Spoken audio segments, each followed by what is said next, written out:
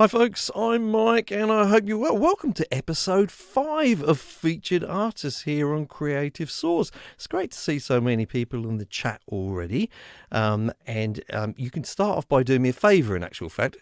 Could you all go ahead and hit the like button for me? Do it right away so that you don't forget. The idea of that is that apparently if lots of people hit the like button, then YouTube is going to recommend this show to more and more people. And we'll have a bigger crowd here. But anyways, as I say, welcome. The show here is all about playing music submitted by you guys, and me and my guests, who I'll have on in a moment, are going to listen to that music and have a little bit of a discussion about it, a little bit of critique, some pros and cons, discuss some things about production. So it's both entertaining and kind of educational in the process as well. I want to say a quick thank you to my sponsor, DistroKid, just up above there. If you haven't used DistroKid at all, I'll talk about them a little bit during the show and just how easy it is to release your music through them. But if you do follow that link that you can see above me here, which is also in the description down below, you'll get 7% off when you sign up for them. And they're only $19.99 per year. Anyway, we'll get into that a little bit later. So definitely do that if you haven't released any music yet. Now, the other thing I'd like to do is just thank the artists who have submitted their songs over the last few weeks. They continue to flow in. There's so much great music. It's really hard for me to cover it all, but if you haven't heard from me yet, that doesn't mean you won't hear from me. You could still have your music featured on the show. If you would like to feature your music, if this is the first time here and you don't know what this is all about and you think, hey, I'd like to get a little bit of critique on my music or just let the world know about it, then do follow the link in the description down below for that. It's going to take you to a form and then you can tell me all about your music. So again, I want to say quickly to everyone in the chat, it's so nice to have you here. I've got a few people here. I'll just say hi to them. Dan Eckberg. Oh, by the way, let me know where you're from when you arrive. We've got Rob here from the UK. Good to see you here, Rob. And by the way, all 3 of the songs that I'll be playing tonight are all from the UK. There you go. We have Social Sound. Hi from Italy. Nice to see you here. Greetings from Wales, from Spooky Luke. We are having a bit of a UK thing going on here. So lovely to see all you guys. Oh, someone from Poland here as well. Thank you so much for joining us. So I'm going to get right on and introduce you to my guests. 2 guys who are good friends of mine and both have music YouTube channels as well. They are good friends of mine, but they're really quite different with their channels. One of them loves to use lots and lots of gear. He's got a pretty impressive studio. He likes vintage gear. He likes to do old school stuff as well as the modern stuff. He's very particular about the sound in his studio and has some great videos about that. And the other one is minimalist. The other YouTuber I've got, he's all about getting things done, especially on mobile devices. I love both approaches. I love both men. They're awesome. So I'm glad to introduce you to Dan, the Lonely Rocker, and Pete. How you going, Pete Johns? How you going, Dan, Lonely Rocker? It's early, but I'm okay. You're late, okay. But I'm okay. What do you get? We get 2 Australians and 1 Canadian. You get a tired Canadian. And we put the Canadian in the middle, of course, in the pole position. And we are in quite different time zones. Dan is there in Canada. I always like to call it, just to pretend I'm not educated, I like to call it Canada. So Dan is from Canada, and it's like 7:30 in the morning for you or something, or 8 in the morning. And Pete, yes, you are in Adelaide, one of the finest states of Australia. Wonderful South Australia over here. Absolutely. One of the few places in the world that has a time zone that's on a half an hour, just to be really different and unique. I know. That messes me up, man. We are, what are we, 2.5 hours different from each other? Or, yeah. And the funny thing is, for people interested in such useless bits of trivia, our states are right next to each other. They border each other, and yet we're still 2.5 hours apart. That's right. So. Mike's state kisses the butt of my state, like right across. That's just how it works. Clearly, either of you are not in a hurry. That's all it is, right? Now, one of the ways in which you guys are different to each other and you have some different approaches is when it comes to being sort of handymen, to doing practical things. At the moment, Dan is rebuilding his studio because he just moved house, so he's moving from one. He's actually. Oh my goodness! I don't know what happened with my. Well, something happened there. Sorry, guys. I went incognito for a minute. I must have hit a shortcut. Sorry. Dan has moved from one house to the other and moved his studio into his kitchen, which means he had gut out a whole kitchen to do it. Like, we're talking proper a basement kitchen. We do have a kitchen in the house. Exactly. And Pete has been very practical recently when he introduced a green screen. He's got a whole green screen set up to his. What you can see in the background from Pete at the moment, if we just move out about, that's not his real studio. That's actually, he's got a green screen and he's put this in the background there. But anyway, I thought I would introduce our audience to the different approaches you guys have in terms of practical things with some different clips from each of your channels. So here we go. So it will be marked on the video here when it's Dan and when it's Pete, because Dan's not in any of the actual shots. So we'll just go.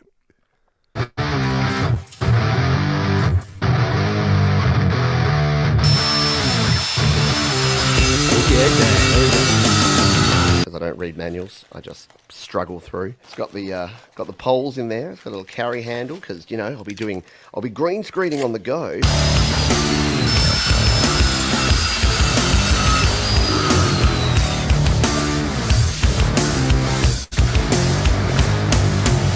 This is why I don't go camping. I hate constructing things.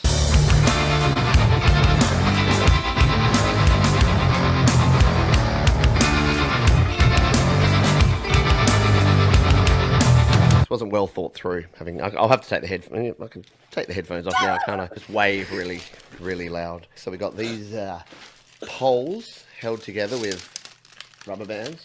Man, I got a lot of soft plastics. Recycle your soft plastics, people, if you can.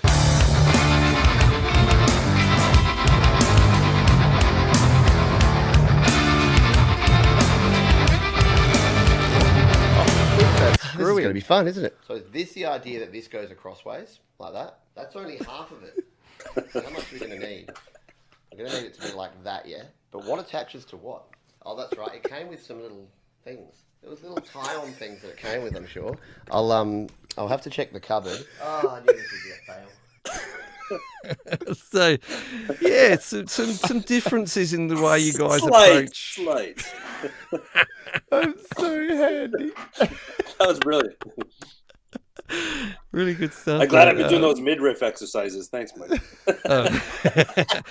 Yeah, and some good music there. Your video was saying the link is in the description, but that was for your channel. The link is not in the description. But talking about links in the description, guys, if you fancy looking at any of these guys' content, the link is down in the description. Dan is excellent for all kinds of things, recording, especially guitar orientated, electric guitar orientated, and Pete is awesome for getting things done in a really straightforward way. And I'd suggest to you, because I know that many people in the live chat and in the comments will be things like Cakewalk users.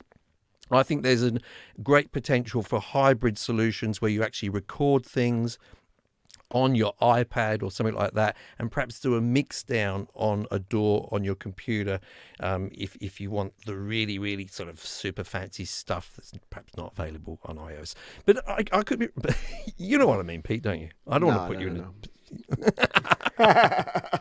By the way, Pete, you have to stand in front of the green screen, not behind. Just man. You guys doing something like this. The sad thing about that is that was the edited version that went on my channel. If you saw the Patreon version, it was about an hour and a half, so it was even worse. Oh, wow. Yeah, it was good stuff. And thanks to all the people again who have come over here from Pete's channel this evening, who've been watching him over there. And I only stopped in for a moment. I was preparing for this, but in that very moment that I popped in and I was listening to Pete, he was confessing that he was quite a big fan of Boys to Men. So make of that what you will. Just think about the people, Pete, who popped into your channel for just those few moments. and got totally the wrong idea about you. No, I love it. We were talking guilty pleasures, and I've decided I'm just going to stop caring about guilty pleasures because I just love what I love, and I'm gonna make no apologies. So get ready for that tonight, people. Do it. Absolutely. Well, I happen to think that it could be a little bit of a boring show tonight. Well, I shouldn't say that really about my own show, because only from the point of view, the 3 songs I've got lined up, I think are all really good, actually. So we may just spend a lot of time saying, oh, aren't they great? Aren't they great? But that's just the way it came out. So I'm going to introduce you to the first of them. In fact, let one of you guys introduce them. Dan, you can introduce them. It's just on the screen there now for you. We've got Temple, which is the band and which is the song? Temple Avenue, Nowhere to Be. That would be so terrible if it was the other way around, if the name of the song was Temple Avenue. That's and why the I said band it very called generically. They are from County Durham. They record in Cubase. Dan, you'll be glad to hear they love to use real amps and real mics to record things like guitars and drums. And just as a little bit of trivia, they recorded the video just using a DSLR and the lights from their mobile phones. So anyway, let's have a look at this one.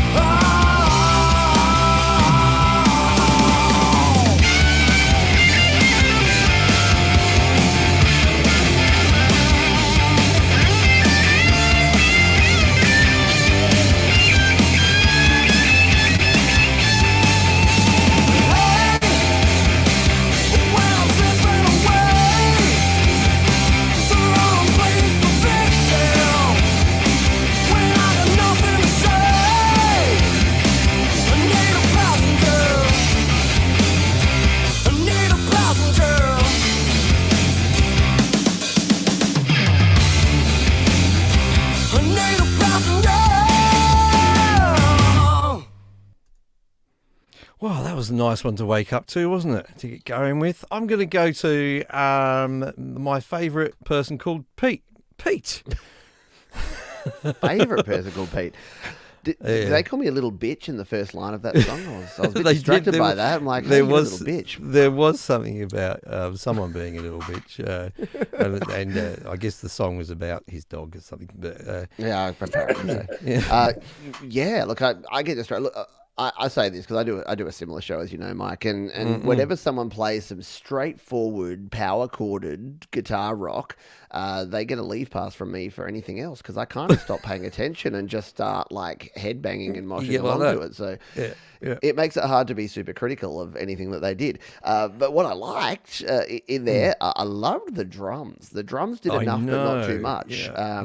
If you listen to the hi-hat going through in the between, like between the verses and the chorus, there's just some nice little movement in there.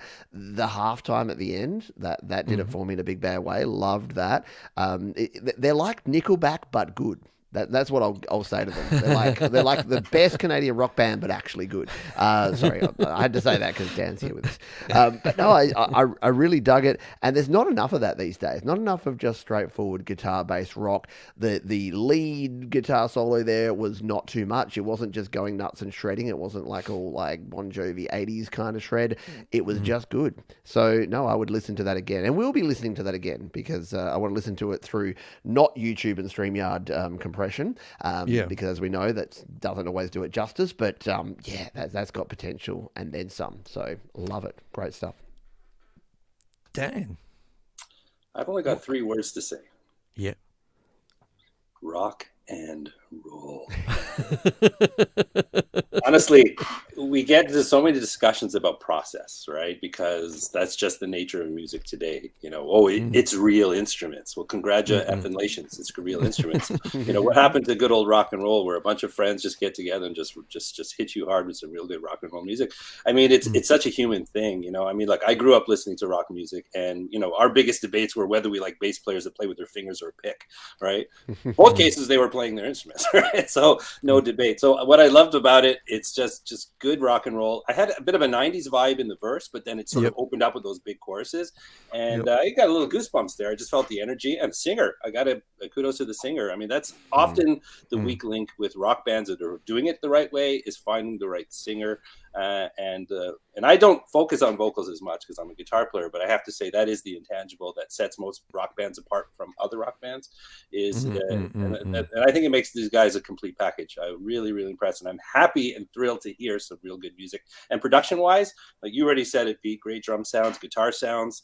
It came together, and you could just tell the way they did the video that they have a level of professionalism that they expect from themselves. And I certainly hope their audience will pick up on that, because that was the first thing that I noticed. And honestly, good rock and roll. And I'm thank you for including me in this episode, because that one's for me. Guys, I'll chat with you guys if you want. If you're in the show. It was interesting that you touched upon the idea of 3 guys together or 4 guys together, whatever, in a band, just kicking out some rock and roll. And I think that's very true. That's what came off. But at the same time, from my own experience, you can get into that vibe and enjoy it, but if you record it, it can still sound sloppy and terrible. And what I also heard was, of course, it may be of the cleanest version of that band if it's studio recorded, but you don't just get to walk into a studio and make it. You have to be well rehearsed and know what you're doing. And I suspect, and I didn't get into this with those guys by email, but I suspect that they were very well prepared before they went into the studio in terms of knowing the song and that kind of thing. You have to be. I talked about that in a video. I talked about recording guitars and double tracking your guitars instead of editing the perfect track in your DAW. Musicians, learn your parts. It's either you're a musician or you're a producer, cobbling bits together. And there's a soul in music that's lost when you produce music that way. And when you hear a band like this that are you could tell they just love what they're doing, and they're trying to capture that as opposed to creating that in the DAW. And I think it's pretty clear. I mean, maybe they just did it so well and it surprised me, but my gut feeling was we were feeling the soul of that band in that track. And that's the vibe. That's the vibe I got anyway. So if that's what they were trying to accomplish, well, two of those. Yeah, and I'd be really surprised if that singer, because again the singer was so tight, it was like right on the button, and I'd be very surprised if I found out that singer was reading from a lyric sheet. And I think this is we're talking about in terms of home recording and people that are recording. You can almost hear when people are reading from a lyric sheet versus they know their lyrics and they're just belting them out with passion. And that was belting it out with passion. So if I find out that he was reading from a lyric sheet, I'll be super surprised, because the way that they were delivered was spot on, and there was no hesitation, and you could almost tell that when someone records in a home studio environment if they know their stuff. Know your parts, know your lyrics, just get it done. It's funny you say that because one of my favorite guitar players, blues guitar player Joe Bonamassa, who is one of the most accomplished guitar players out there great, today. And every one of his videos, when he's singing, he has a lyric sheet in the video. And it's just for the video. Like, dude, you're the most accomplished player probably out there today. You're sitting there with a lyric sheet. Okay. Anyways. I think I've seen Celine Dion with lyric sheets. Pete, what are you saying about poor old Celine? What are we picking on Canadians for today? Jesus, Justin Bieber is a fish. Oh, sorry, come on. You wouldn't have seen Alanis Morissette with a lyric sheet. Right, she was just clipping DAT tapes right back in 1994. That's what she was on about. And blowing her boyfriend in the theater. Oh, it's a lyric. I can say that. I can say that. It's in the song. I can say that. It wasn't Joey from. There goes my sponsorship. We love you, Distro Good Kid. stuff. Now, finally, in terms of, and this is probably a nice little segue to a degree with what I'm about to talk about, but one thing I wanted to mention, although we're not really here to talk about videos, we're here to talk about music production, but all of us happen to produce videos in some form or another, is when people were sending me music and stuff, by the way, if you're sending me music and you don't have a video, that's fine. That doesn't mean I won't play it. But it's definitely a little easier to share music with people when you've got some sort of a video. And I love the fact that they just kept it simple, filmed with one camera, and as they say, they used their lights from their phones. And there was nothing wrong with that video whatsoever. It was absolutely fine. It was just a simple idea which they stuck to all the way through. And so, it's worth maybe spending another day doing that with you and your friends and just getting something visual going on. It's going to help you to share your music. If you are sharing your music, talking about sharing your music, our sponsor DistroKid is an awesome place to share your music. You're going to want to let people know about that, which we'll talk about later on. But I've got to say, I don't know about you guys, but before I started to release music digitally and go to all the platforms, the thing that prevented me for a long time was, this is going to be a pain. I know I want to be on Spotify. I know I want to be on iTunes. And in my mind, I thought, I'm going to have to open up a bunch of accounts with lots of different places. And it's going to be tedious and there's going to be payments coming from here. If you haven't done this yet, then if you go through someone like DistroKid, it's so easy. And I'm just going to show you this video really, really quickly to give you a sense. Here's one of my songs on Spotify. There it is on Apple Music. These are just some of the places that you're going to get it to easily. Amazon Music there. We've got it on, where we've got Tidal. And some of the less known places as well. Deezer. What have we got coming up here as well? iHeartRadio. Some people listen to music on that. Lots of different places. You're going to get all the main places, and then you're going to get a few that maybe you haven't heard of, but, people in different regions and, listen to different platforms and listen to their music. You are going to get it to all of those places without having to open accounts with any of them. DistroKid does all of that for you. You'll do one form, one song. And Pete, I don't know how many there are. Probably like the general release is to about 15 different platforms or something like that. You automatically... Yeah, there's around 15 main ones, and then it goes to MediaNet too, which has 200 plus of the smaller platforms as well. So you are everywhere, and I know it's not my place to tell you how good DistroKid is, but I happen to agree. And the cool thing is that you can just say, here's my artist name, and it's everywhere. And then you don't have to worry about links and things. You can just say, if you want to find my music, put in my name to wherever you listen to music, and I'll be there. So... If I could add one thing, another feature that I know, because when I feature DistroKid, is that if anyone uses your music on YouTube as well, they catch that as well. Yes, that content ID that you have the option to. Exactly right. Yeah, so if you do want to, if you think Mr. Beast's gonna grab your video and put your music in one of his videos, then you can. You can grab all of his. Oh, it's a dream. Hey, Dan, could you just do a little bit of a pointing up for me, because I can't get across there at the moment to my DistroKid link. So if you could just point. Just the other one. Just DistroKid.com.vips. Let's creative source. Save yourself 7% off on your first year on any DistroKid plan. Sorry, is that what you were going to say, Mike? That's it. Exactly. You were tickling DistroKid's tail there, Dan, as well, which I thought was another reason to potentially ban you from all future appearances. But anyway, it is early here. Just a quick thanks to a great friend of the channel there, Pat Jackman, who's just donated €5. Much appreciated. Pat, he's a true gentleman and was featured, I think, was it last week's show where Pat was on there with a Scar track, maybe the week before, I can't remember, I lose track of time. Awesome. Pat, I've just got a Scar t-shirt. I must show it to you. I've just received a Scar style t-shirt. I'll show you at some point. I might even wear it on a video. Now, moving on to our second song. This second song, I'll let Pete introduce the second song. Here we go, Pete. The first part is the band name. You gave me the one that's going to be tough to pronounce. All right, Mike, it looks like we're going to be checking out a track called Slow Down, and this is from Sovirez. Very, very cool. Now, this song is Sovirez. They did actually tell me phonetically how to pronounce it in the email. You could have messaged me that before the show. I didn't move that into my notes, so I have no idea whether you just got it. It could be Sovirez. It's Sovirez. I'll share a story after we listen, because that's always a challenge when people can't pronounce your name. Quick bit of background, and we'll hear that story, Dan, later. So they're from Scotland. They're the first band we've got from Scotland tonight. The song was written during the 2020 UK lockdown, and it's quite literally about slowing down, taking a breath, and enjoying everything around you. The software they used was Cubase. Now, interestingly, I think it's the first one that I've done on the show. Although it was recorded in a DAW, it's a live recording. Ooh. I don't think the video is actually live. So I think the video is obviously been filmed after the song. But the actual recording was recorded live with no overdubs, with all of the band in the same room together, recorded through an Allen & Heath desk, not too shabby, and a Tascam audio interface into a MacBook Pro. So here is Slow Down from Sovirez.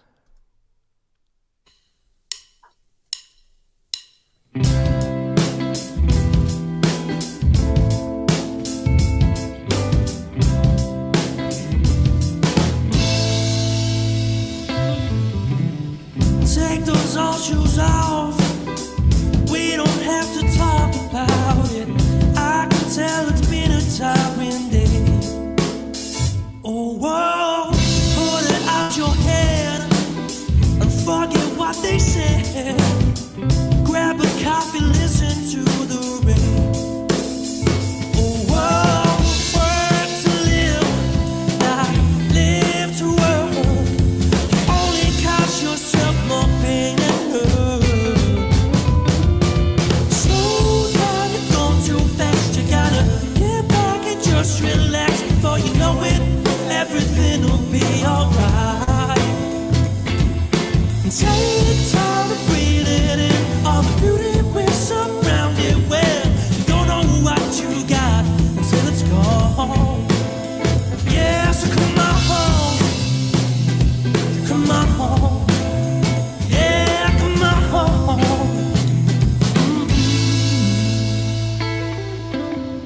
I don't wanna fight. And by the end of the night, we both got a plate that's far too full. Whoa, work to live, not live to work.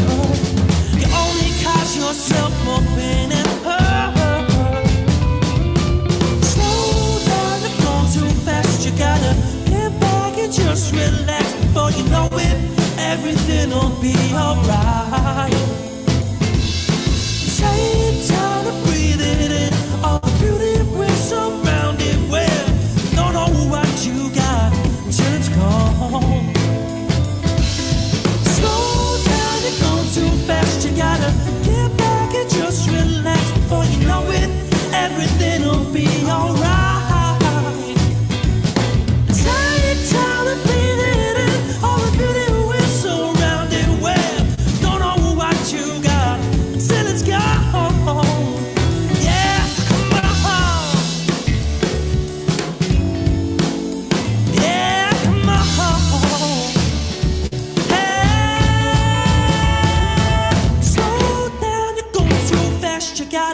Get back and just relax before you know it. Everything will be alright. Take time to breathe it in. All the beauty we're surrounded with. Don't know what you got until it's gone. Yes, come on. Come on. Yeah, come on. Oh, come on. Yeah, come on. Oh, come on. Yeah, come on.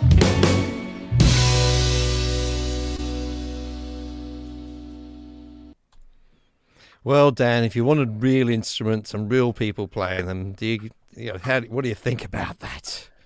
Obviously, you designed the show around me, right? That's I pretty did. clear, right? I did. Exactly.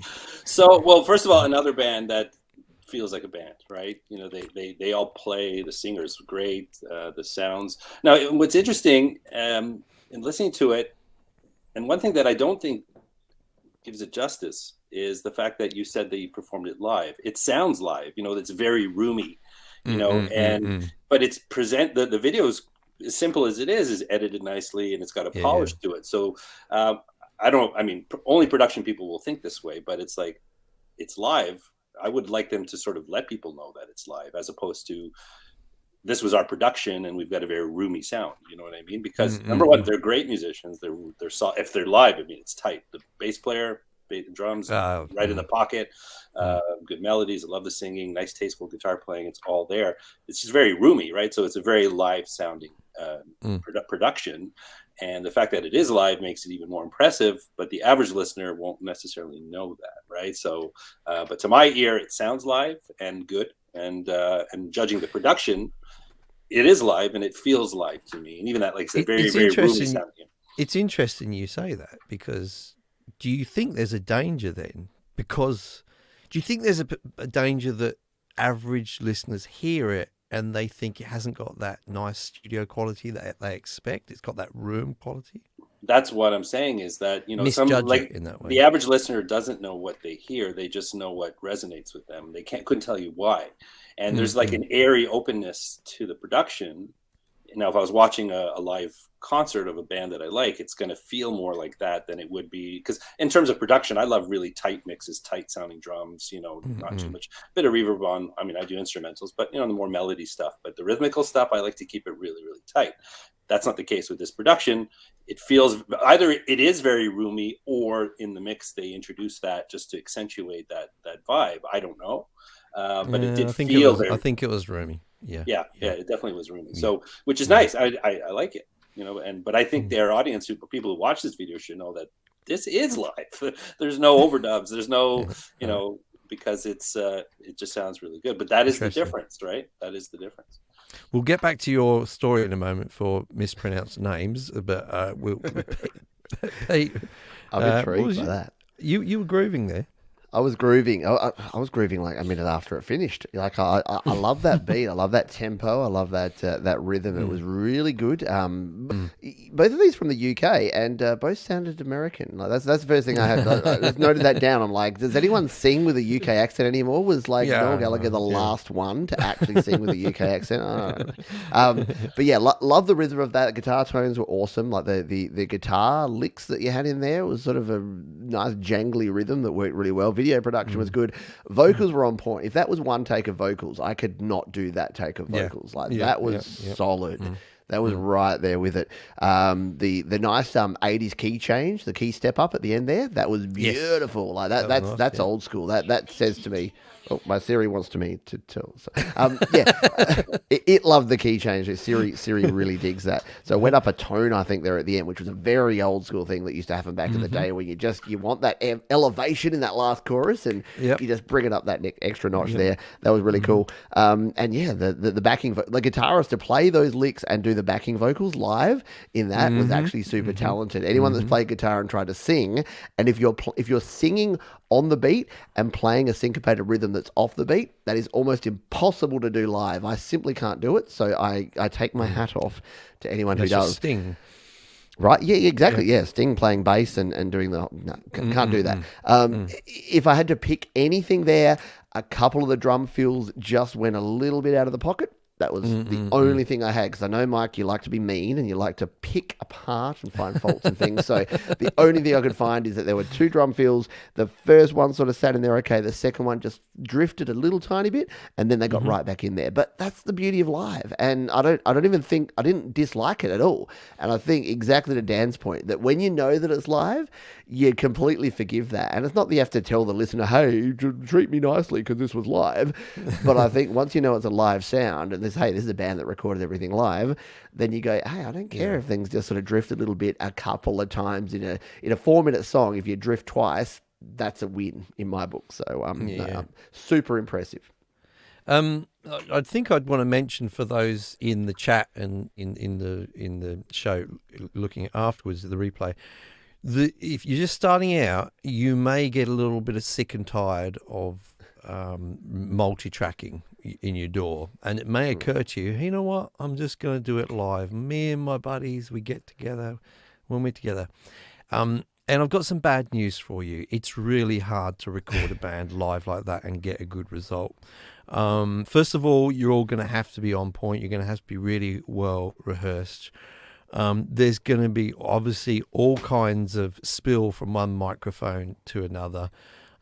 Which means that your mixing options are much more limited. You will not be able to perform any kind of melodyne fixes to vocals and things afterwards. And phase issues are real, and they will ruin the sound quite easily. So, like, kudos to them for doing that. You know, if someone had told me, oh, this is a signed band, and, you know, some big shot producer came in and recorded them live, then I'd say, well, yeah, that person should really know what they're doing. So for an unsigned band and people producing their own work to achieve that,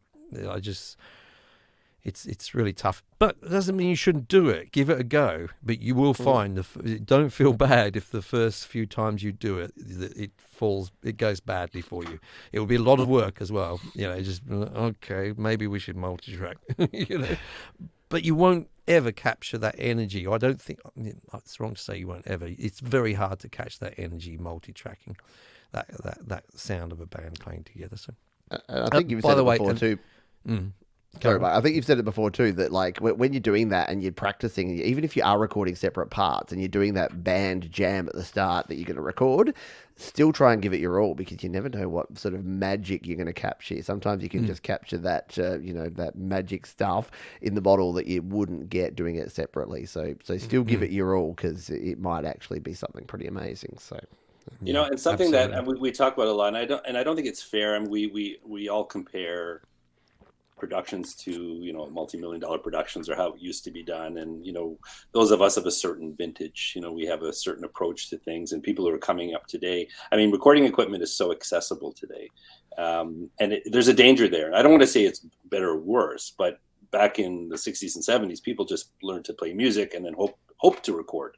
Where today people are learning how to play an instrument or not, and recording at the same time, right? They're not evolving one or developing one or the other to sort of the pinnacle and then trying to capture it. They're sort of mastering a process of, well, I don't know how to play an instrument, but I've got all these little plugins and things that will help me through this, right? Whereas some of these first two bands that you showed me clearly are musicians first and are using technology to be able to capture that.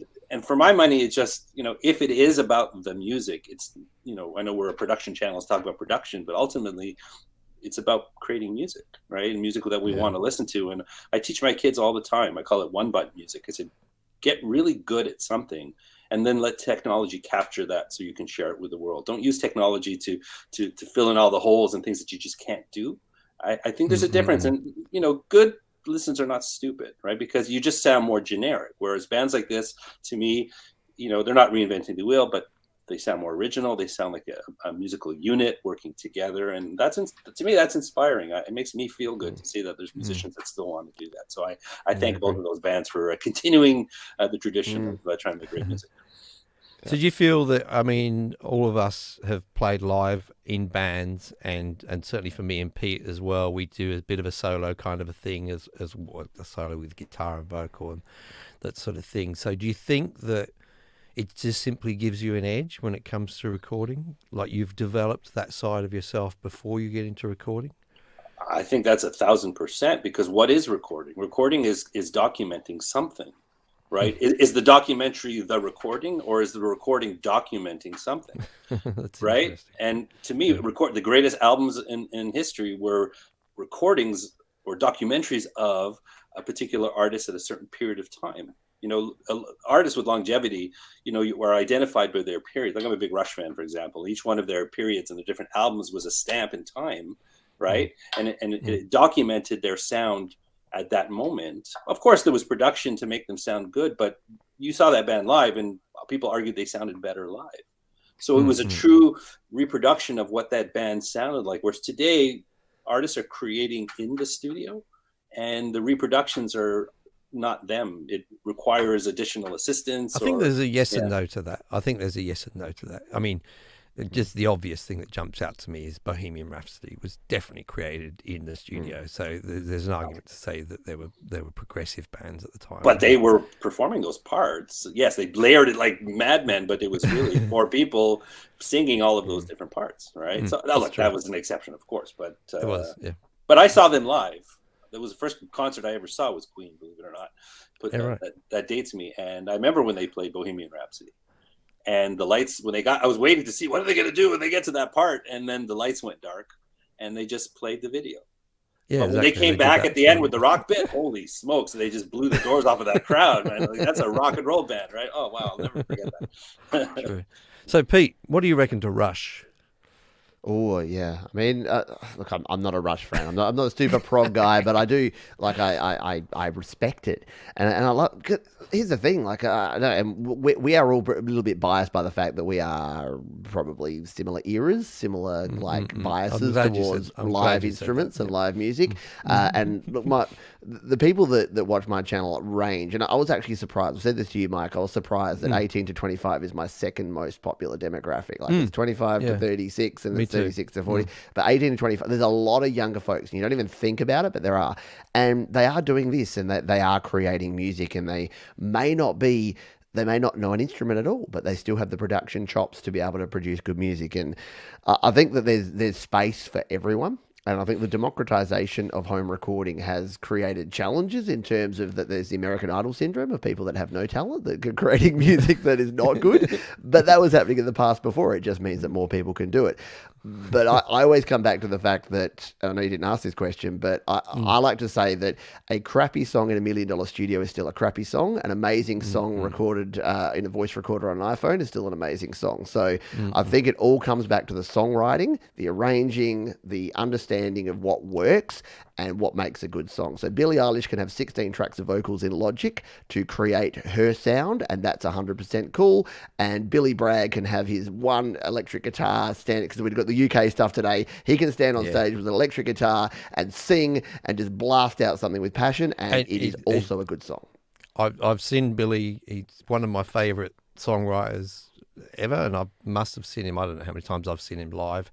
And yeah, he can come out with an electric guitar. Most solo people will use an acoustic guitar. He plays an electric guitar, overdriven, usually slightly out of tune. He breaks several strings, and he sings a little bit off key as well. But he can hold a concert hall with thousands of people for a couple of hours at a time and be just incredibly engaging, and the energy. So you're right, there's just all different kinds, of people out there. Did you like that I used two Billies too? I went Billie Eilish and Billy Bray. That was completely unintentional, but that was pretty clever. I'm going to give myself kudos. Can we hear Dan's story about the misnaming thing before we completely talking forget about that? names? Yeah, let's do that. So Dan, you were going to tell us a story about. This better be a good story. We've waited a bloody long time. The anticipation. Well, listen, for artists, it's not about a guy called On Hair, is it? No. Okay, go ahead. Mispronouncing bad names. I mean, when you choose a band name, I mean, that's your calling card. That's your identity. You want people to remember, especially in an age of social media where sharing is everything. So back when my band was, we were on the come up before the fizzle out, but you know what I'm saying. But we were, mentioned Rush. We were very Rush influenced progressive rock band, and listening back now, okay, we had a couple things going on, and we were playing live, in the Toronto club scene. And so the local radio station in Toronto was Q107, and they had a show called Discovery, I think it was called. So they would every Tuesday night or Monday night, they would have a bunch of independent bands right after their top 10 at 10, which was the popular 10 songs of the day. So right as that would end, they would have this. So I guess they were hoping to keep a few listeners around. So my band at the time was called Syzygy. Syzygy. Syzyg. We actually went to Q107 for the first time in the studios.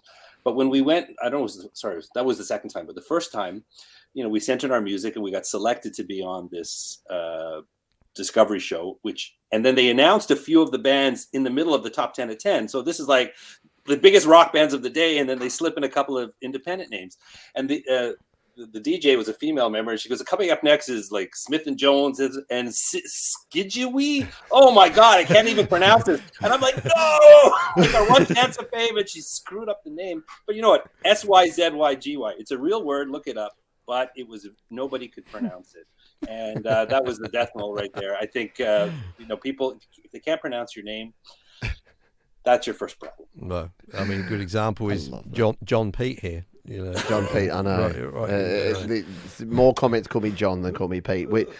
I was in a band called Scarpa, and one of the very few gigs we ever played, the first person announcer said, "Please welcome to the stage, Scraper." That was the death knell for Scarpa right there. See, that's why Rush is the best name ever. You can't. Right? Yeah, four letters. One pronunciation. I bet there was some people who remembered them as Hurry. Anyway. Or please hurry. Please hurry.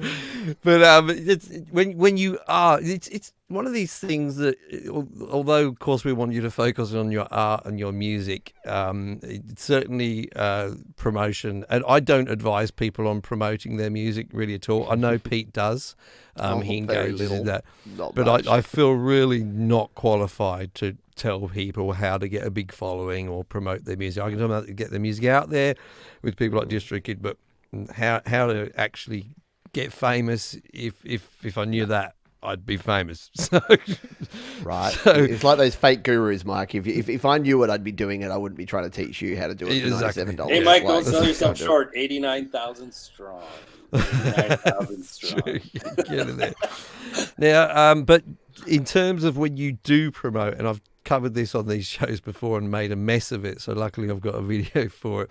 It's one of the features that that DistroKid has is this hyper follow feature. So you do just log into your DistroKid account. I've gone there to one of my songs, I'll Never Know. Somewhere down there at the bottom you get this link, and it's to the hyper follow. This is what you can share with anyone else. You should have helped me.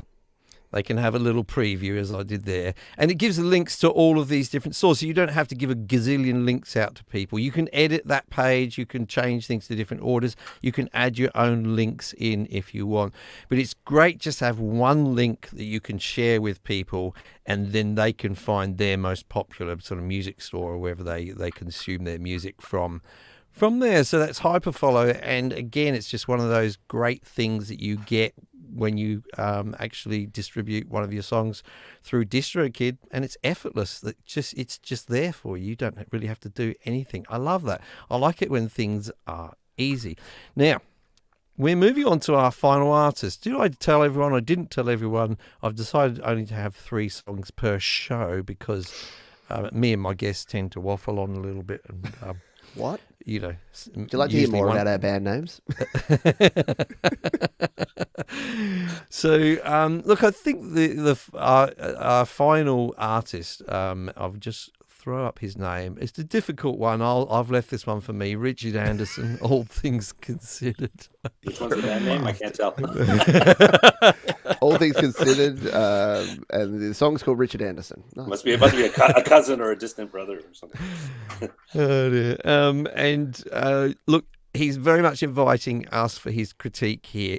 I get the feeling, looking at Richard and looking at his bio, he's an experienced musician, experienced live musician, and I think he's been to studios and recorded material in the past. However, quite a long way into his career, he's decided, and I don't know whether this is to do with lockdowns and things, but he's decided to produce something completely himself in his bedroom, using Cakewalk by BandLab, using an old battered Simon and Patrick 6-string guitar and a Seagull 12-string. Seagull comes from Canada, doesn't it? It does. Dan, there you go. We got a little bit of Canada in there. Nice. A Fender Squier bass, which I've never used, but I hear good things about them. A Rode NT1, a good Aussie mic there. Presonus audio box USB 96. Lots of Melder production plugins, M equalizer, M saturator, M compressor, as well as the built-in Sonitus reverb, which comes with Cakewalk by BandLab. He used Easy Drummer using the Nashville kit with brushes. And again, with the vocals, he used all the same sort of things that I mentioned earlier, the plugins, and he used the Sonitus, the vocal strip which comes with Cakewalk, which for those of you who haven't used Cakewalk, the vocal strip which comes with it is just fantastic.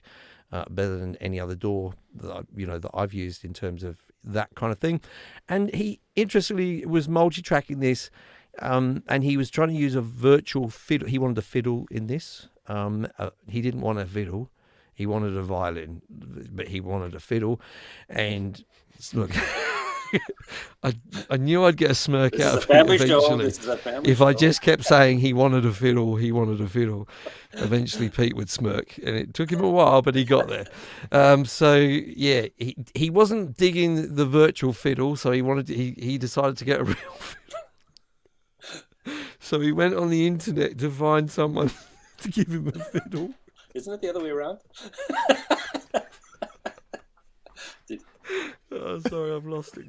Did you go looking for your fiddle? I just had to have a quick fiddle over in the corner. Sorry, I'm back. Oh, dear. We're good. Really. Hi, District Kid. We love you. Hi, District Kid. So he swapped out and found a fiddle player who they work remotely, and. I'll never hear the word fiddle without laughing again. A remote fiddle? Is that some sort of device that you use on your smartphone? Stop. This is a serious show. Okay. Now, by the way, I just want to invite the people in the chat, and I see there's still 26 or so of you here. Please do let us know while we're listening to the piece of music what your thoughts are. It's always great to have your input as well. Gentleman Richard Anderson, I should say, is also from Scotland. So we're going to have a listen to his song now, All Things Considered.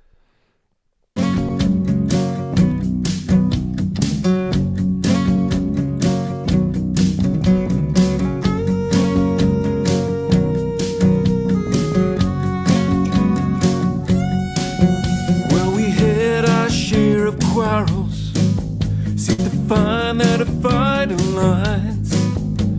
We resurrect a problem that could have been left alive.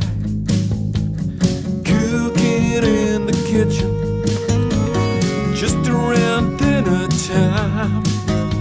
The madness in my method led you to criticize. All things considered, when all said and done, and with time taken to see the greater sum in an eye's reflection, it's clear to see that all things considered, this was meant to be.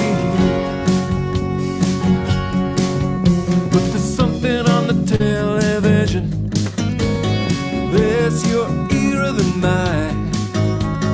Will you ever listen? Of its merits I opine. All things considered, when all said and done, and with time taken to see the greater sum. Reflection with clearer sight. All things considered, I'm glad we're entwined. The things you say, believe me, speechless. Your domestic standards I can't compete with. The age gap seems to grow between us. No form of words ever can set aside.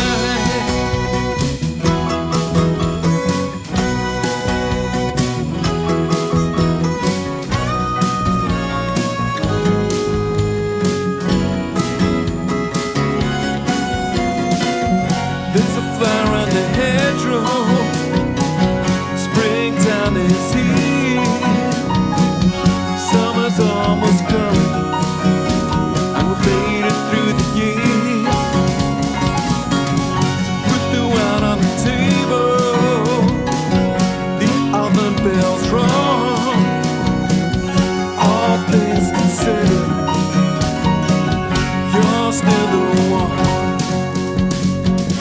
All things considered,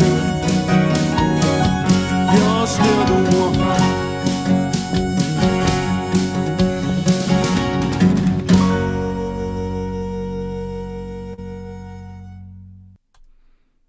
So, folks, I feel like with this one, I think we're going to have a lot more to say about it in different ways, and I'm going to start off with Dan.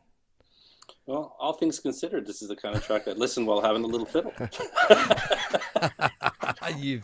Oh my God! He's been wanting to deliver that for the last 3 Once minutes. my head's in the gutter, it doesn't come out. All right. So, all right. So, yeah, I have a couple things to say about this. Let's start, first of all, with the song, because I think ultimately, as you both suggest, that's the most important thing for sure. It's a beautiful song. I love the instrumentation. We joke about fiddling, but it's a nice flavor in the song. Nice emotional. I love the sentiment. All things considered, I love songs like that are just based around a very simple sentiment. It's something you can really hang your hat on for sure, and it becomes more familiar. And I think that's a good form of songwriting for sure. So I love how it all came together musically. Funny, I saw someone in the comments mention one of the first thing I was thinking. It was like the opposite of the last song, where this took a more drier approach. So it was more of a production, very dry vocals, very short reverb. If I could hear, I know listening, through these multiple stream platforms. But lovely song. Good songwriting, and that's a craft not everybody has. From a production standpoint, all things considered, through the streaming platforms, a bit of muddiness in there that I don't think we can fully blame on the streaming. I think sort of mid to lower range just was a little bit muddy and it wasn't as pristine, because the garbage in, garbage out theory applies, is that a lot of us are listening to music through streaming platforms through YouTube, so we can't really use them as a complete excuse. Is that if we are a little bit muddy to begin with, and by the time we get to YouTube or Spotify or all these things, there's going to be loss anyway, so we have to be mindful of that. So if he was just doing this for himself and just capturing a moment, wonderful song, a really great job. If it's for professional applications and marketing this, for sale, there's a bit of muddiness in there that I would love to hear cleaned up a little bit, because there's just some beautiful instrumentation that deserves to be heard. And it was kind of a little bit getting lost in the middle there, and especially in the bottom end for me. But overall, I think it's a really good song, and another artist that's obviously putting his musicianship ahead of the recording process, or before the recording process. So I'll tip my hat to him for that. Nice. Pete, what's your feeling there? Yeah, see, we talked about the fiddle, and then I liked the fiddle. I thought it actually worked in really well. The vocals really good. The fiddle sound was really good. A little bit country. We've been a little bit country and a little bit rock and roll here tonight. I like it. I dug the guitars. I thought he had some good tones on the guitars. They worked well. We had the jangly sort of top end of some of those parts, and then the nice rhythm bits going through there. I agree with the little bit dry. My comment here was, I wrote down a little dry. Could probably use a little more consistent reverb. So what I like to do when I'm working on a track like this is grab all the instruments and give them all a little bit of a similar reverb. I think I talked about this last time I was on your show, on this exact same show, Mike, or something. to say, have a bus that's got all the same reverb, because the opposite of what we had with the last song, if you want it to sound more like a live band feel, you kind of want a little bit of the same room sound on every instrument. So I would grab your guitars, your vocals, and your fiddle, and even your drums to a certain extent, and push all of that through the same sort of reverb. So I think that could really just give it a little bit of coverage there, because it did all sound a bit dry. It sounded like 7 instruments, 7 tracks together instead of a stereo track. And I think that was sort of part of it. I think some folks in the chat mentioned the timing issues. That was something that I sort of felt there, that there was a few bits where it just floated a little bit in terms of the timing. That's something that if you tighten up can just really make or break a song. So I think that was one thing that I would probably work on, is just that. And you mentioned it was an easy drummer that was used on the drums. Yeah. The drums could probably use a little bit of variation. I loved it at the end there. It came in with the snares on the 1, 2, 3, 4. I love that change up at the end. That was good. Could probably have used a little bit more of that change up throughout, maybe a few more interesting fills or a little bit more variation on the drums. I think that the challenge with using virtual drums is that you can program them in. Did someone do a video this week about programming virtual drums? I may have. Was this a plant? Did you deliberately put this here to promote your latest video? No, the virtual drums can be one of the toughest things, because once you program them in, you're like, oh, that's keeping the beat and it's doing the job, and it absolutely did. I would just go back to this and maybe tweak those drums and add a little bit of a different feel here and there, a little bit of something different just to change it up, because humanizing virtual drums is probably one of the hardest things to do. And that would probably, with a song like this that's a bit country, that's got the fiddle, that's got the vocals, that's got the acoustic guitars, the drums sounded a bit too much like a drum machine for my liking. So I know I sounded super critical on this one. I actually love the song. To bring it all right back around, love the vibe of the song, love the content, love the lyrics, love the vocals. Everything was great. And I think that, you can only go better from here. And there's a few things you can tweak, but the vibe and the passion was there 110%. Yeah, good points. I just wanted to mention a couple of it sounds like. So I sort of hate to do this a little bit, but it occurred to me so strongly while I was listening to it. And if Richard gets to watch this, and I know he's from Scotland, parts of it reminded me of one of my favourite bands from back in the day, and still listen to them now, which was Delamitri. And I know everyone knows them for that one song, but I was one of the Mike. Yeah, I know. I was one of the people who loved their first 3 albums. I think they've just had a documentary released about them actually on Sky in the UK. Looks like it's worth checking out. But it had a real feel of that to it. They were great songwriters in that way, especially those kind of songs that you feel you might hear on the radio on a summer's day going along in the car, and it's just a cool vibe and everything.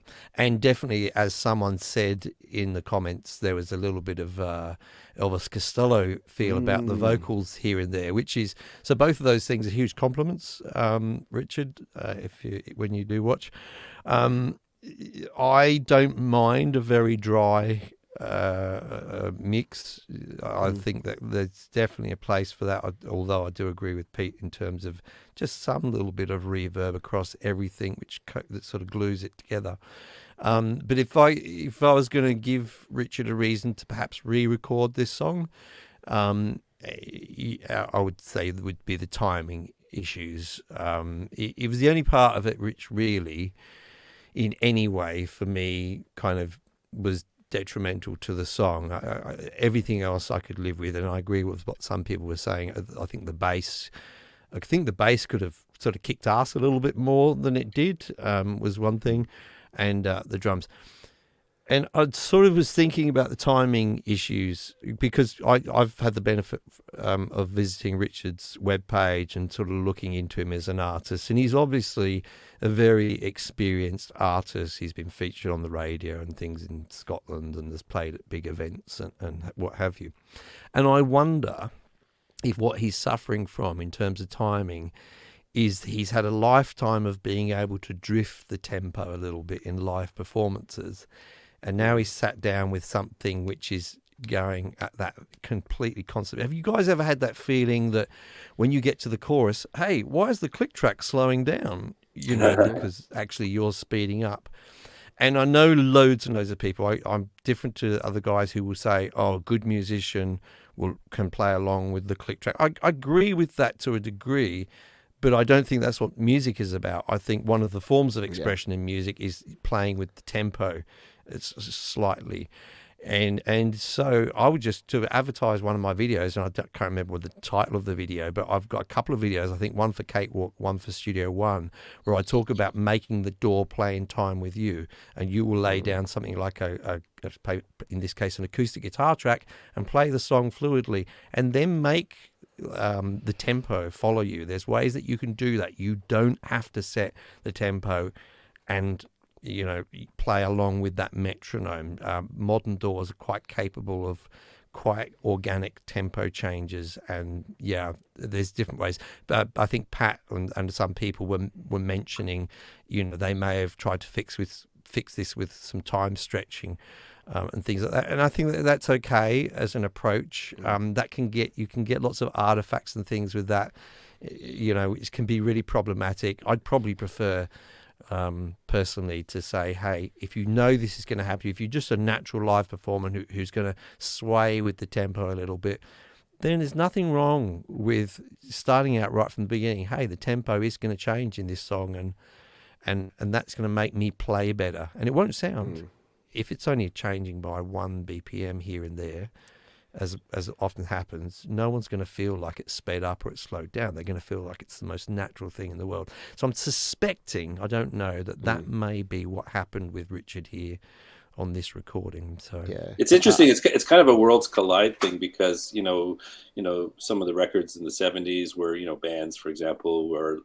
they were live bands, and they actually recorded without clicks, and you can throw them into a room and they can anticipate each other and feel each other and sort of lock in, where an artist like this, who, as you said, has he's history as a live artist, and maybe he wanted to capture that. But in the day today, when you can be a lonely rocker and record a whole orchestra, but that live feel of it's hard to anticipate yourself when you're multi-tracking, right? And no matter what corrections, I don't think I don't think you can capture it the same way. I've sort of given into the click when I record my own things, just because if I'm programming drums, and I prefer a real drummer, but I can't record a live drummer for all of my stuff. I do when I get the chance, but you need to lock it in, because now you're going back, tomorrow do the bass, the week from now add some guitars, so you kind of get stuck on that grid. So digital tempo changes and things to add a little bit of human quality, but an artist like this, who clearly is more of a live artist and recording himself, perhaps that's where the problem was, is that he just couldn't lock into himself when he was free-forming it from the beginning, or at least that's what he's used to, maybe, I don't know. So yeah, I mean, I think a really interesting track to listen to and think about, though, and I mean, this is the one of the goals of this show is not always to listen to everything, which is really perfect and sounds commercial. Is for us to have the opportunity to talk about how we think things could be improved. And as we've said, and we've said many times before, that it's great that Richard, in this case, is getting his music out there and exposing it to the world, even if he may feel in future, this is his first track, remember, that he's ever recorded and produced himself.